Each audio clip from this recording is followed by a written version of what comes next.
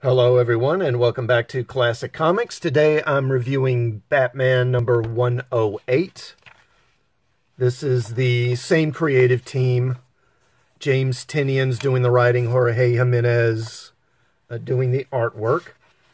So in the last issue, Batman was trying to infiltrate the Unsanity Collective by disguising himself as Matches Malone and trying to infiltrate their group.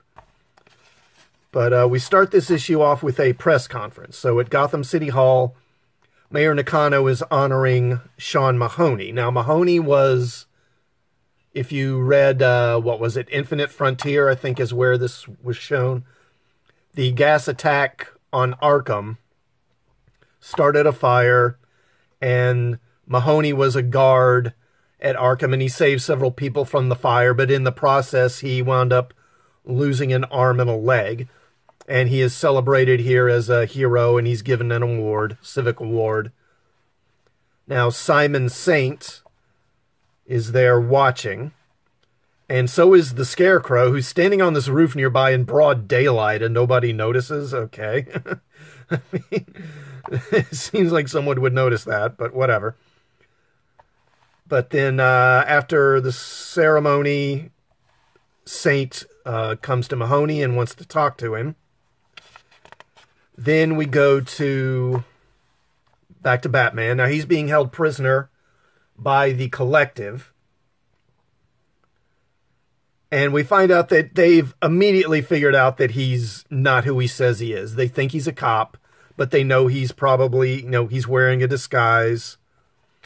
And the leader here, Mr. Wise, he says, he asks Miracle Molly here, this character, what do you think we should do? And she says, we really don't have anything to hide. Let's just treat him like we would anybody else.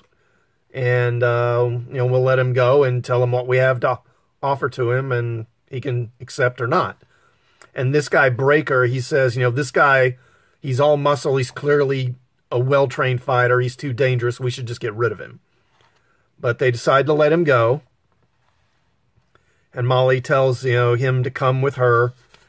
And she's immediately figured out that he's not who he says he is. You can tell that he's wearing a disguise. The mustache is fake. She says, just, if you want to take that fake stuff off, but if you don't want to show who you are, put this on. So he puts on this hood over his face here. And she says, what do you want to know? And he says, I want to know more about you people and what you're up to. Basically, what's your agenda? And she says, okay, I'll show you. Then we go back to Saint Industries. And Simon Saint is showing Mahoney his operation.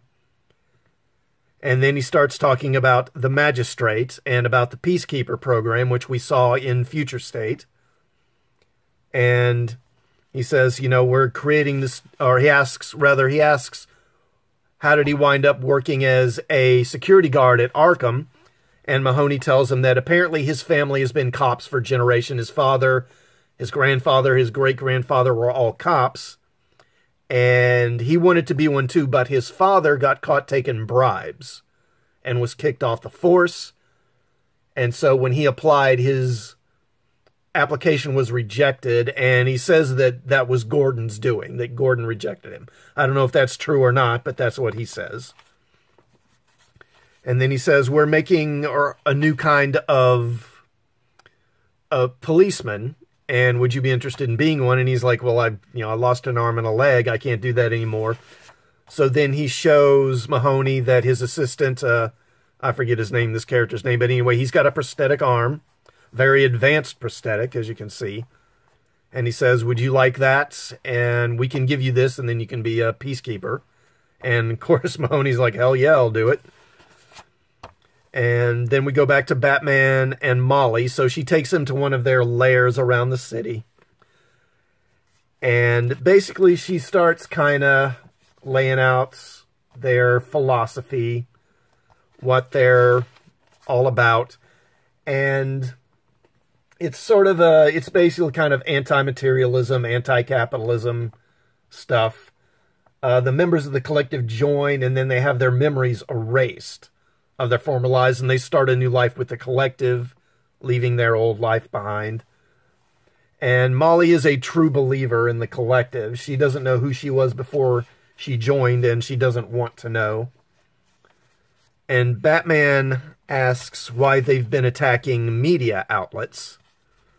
And Molly tells him that, you know, they were hired to by someone.